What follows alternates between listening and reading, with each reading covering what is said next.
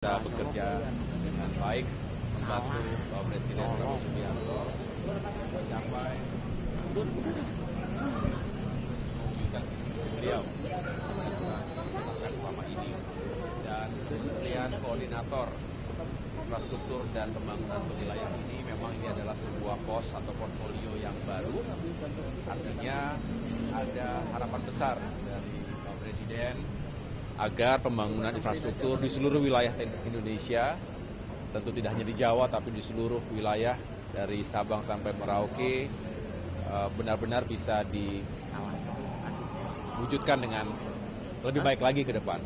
Segala progres dan capaian pembangunan infrastruktur selama ini tentu kita apresiasi dan kita lanjutkan segala sesuatu yang sudah baik.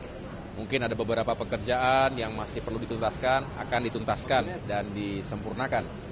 Inilah semangat dari keberlanjutan, tetapi juga selalu ada ruang untuk dilakukan penyempurnaan ke depan. Dan saya rasa tugas-tugas yang akan kami jalankan, baik itu secara umum maupun secara teknis, karena ada 5 kementerian teknis di bawah Kemenko Infrastruktur, mudah-mudahan bisa bekerja secara integratif dan bersinergi di lapangan begitu.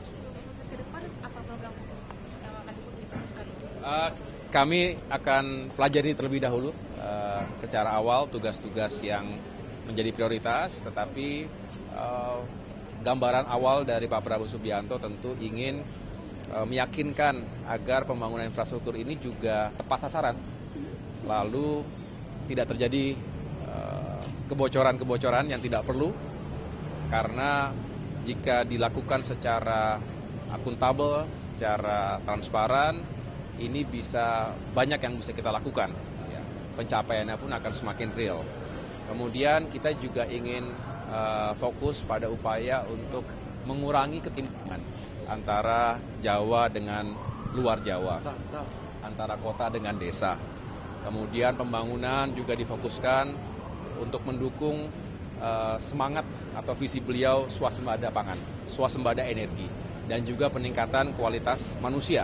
Artinya SDM yang semakin berkualitas ditunjang oleh fasilitas pendidikan, fasilitas pelayanan kesehatan, dan juga berbagai upaya untuk meningkatkan kesejahteraan masyarakat kita. Jadi kalau itu dilakukan, konektivitas, kemudian juga sentra-sentra pertumbuhan ekonomi baru di berbagai wilayah juga akan tumbuh dengan baik. Nah, itu juga belum saya ketahui secara pasti. Yang jelas karena ini memang pos baru, tidak hanya Kemenko ini ya, tetapi juga ada beberapa Kemenko lainnya. Karena memang benar-benar baru, kami baru mendapatkan informasi, lagi dicari yang pas lah kira-kira di mana begitu. Kami mendapatkan 4 pos kementerian dan juga 1 wamen.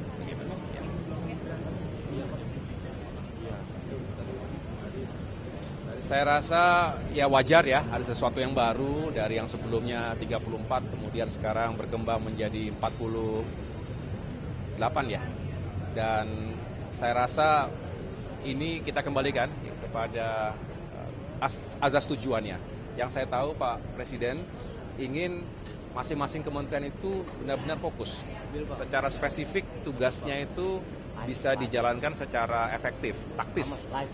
Dengan demikian dikembangkan, ada yang tadinya 1 badan, satu rumah, kemudian dibagi jadi 2 begitu, atau jadi 3.